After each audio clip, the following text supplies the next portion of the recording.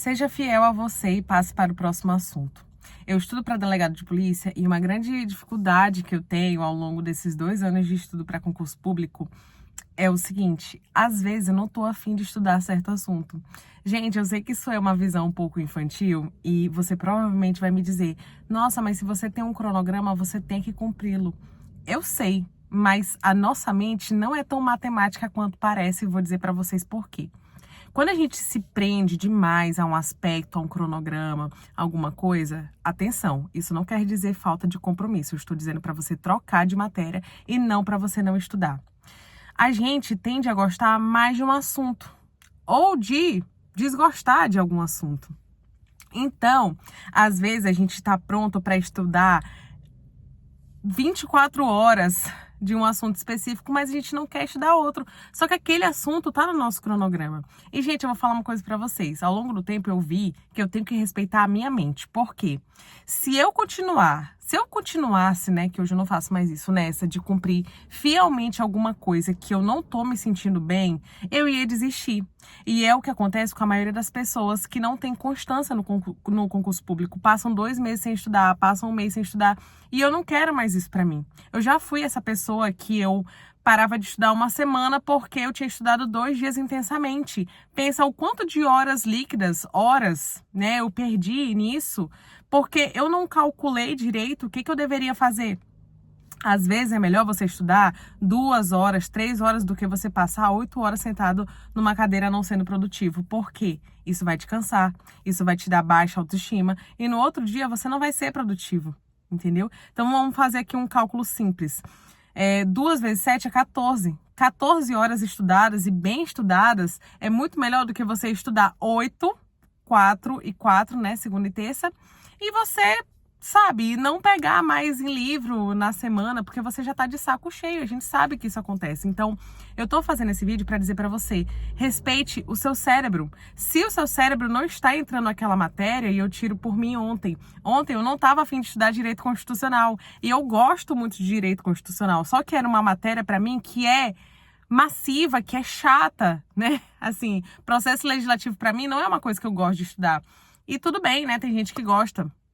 E eu estava estudando, fazendo questões, e eu me especifiquei bem nessa matéria, porque era uma matéria que eu tinha dificuldade, então hoje eu sei estudar, eu sei muito bem os meus artigos decorados, porém eu não queria. E o que eu fiz? Eu fui estudar peça, uma coisa que eu gosto, eu adoro estudar peça para delegado de polícia. Então, assim, eu me respeitei naquele momento e continuei estudando. Pensa, hoje eu vou estudar processo legislativo. Hoje eu tô muito melhor para estudar processo legislativo. Ontem eu não queria. Se eu tivesse me forçado a estudar uma coisa que eu não tava me sentindo bem para estudar, eu simplesmente ia largar de mão. Então eu ia encher o saco. Hoje eu poderia estar outra pessoa mais cansada, mais estressada. Porque, gente, as matérias começam a virar... Não são só matérias. Tem um determinado momento no estudo para concurso público que as matérias começam a ser a sua vida. Você começa a se basear naquilo. Por exemplo, amanhã é sábado, mas amanhã não é sábado para eu ir na festa de fulana, por exemplo. Amanhã é sábado porque eu vou ter que estudar direito constitucional. Sabe, é um exemplo. E quem é concurseiro sabe do que eu tô falando. Então, assim, respeite o seu tempo, sabe? Respeite aquilo que você consegue estudar naquele momento. O estudo, quando eu digo que ele não é matemático, não é que você não pode calcular as horas que você faz, ou então que você não pode se planejar. Eu digo que ele não é matemático no sentido mental. Às vezes você não tá querendo estudar aquela matéria e você tem que passar para a próxima. Então, gente, eu tô falando isso para vocês porque muitas vezes, né, a gente se sente desestimulado, sabe? A gente se sente para baixo porque a gente não tá... Aquela certa matéria não tá entrando na nossa cabeça e eu vou falar... Na maioria das vezes não vai entrar. Na maioria das vezes, se você está entrando, né, no mundo de concurso, ou então nas primeiras vezes que você está estudando, por exemplo, competências, não acho que você vai aprender isso da noite pro dia, porque eu demorei para aprender. Eu demorei, assim, umas 3 semanas para eu começar a acertar questões, porque eu sabia que eu precisava elencar com a jurisprudência, eu sabia que eu precisava ter aquele estudo do panorama geral e depois me especificar em certas coisas, porque é um assunto grande. E com isso, eu fui aprendendo ao longo do tempo. O nosso cérebro, é importante eu falar isso aqui para vocês, ele não é uma máquina que ele vai pegar um assunto, por exemplo, super difícil e meticuloso e vai gravar tudo em um dia, gente. A gente não é assim com as músicas, a gente não é assim com... Pensa só quando você aprendeu no prezinho, né? Você não aprendeu o ABC da noite pro dia. Você primeiro elencou uma música, você depois viu quais eram as vogais, depois você viu quais eram as consoantes e no final você juntou tudo. Então, não pense, né, que você é uma pessoa burra ou então que você não tá sabendo se aprofundar no estudo para concurso público. Não é isso, tá? Para todo mundo foi dificultoso. E é muito fácil a gente contar a história do vencedor, da pessoa que venceu, né, da pessoa que já passou. E, gente, eu vou falar uma coisa para vocês. A verdade, né, eu vou agora entrar num viés filosófico. A verdade não é o que a gente pensa que é. Por que eu digo isso?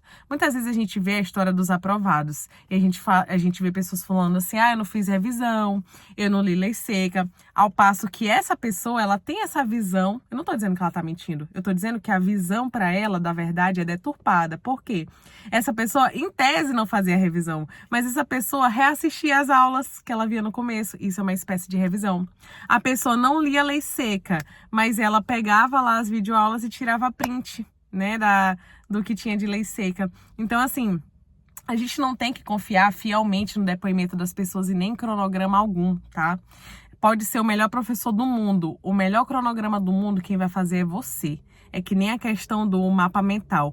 Pode ser o melhor mapa mental do mundo, você só vai decorar um mapa mental se foi você que fez, ou então aquele mapa mental que você exprimiu um sentimento por ele. Por exemplo, eu tinha mapas mentais, né, numa época que eu estudei o CTB, Código de Trânsito Brasileiro, e eu sempre me imaginava naquelas situações. E se eu bater o carro e acontecer tal coisa? Então, essa pena é gravíssima. Então, se coloque, se exprima assim diante, é literalmente isso, se exprima, não é literalmente, né?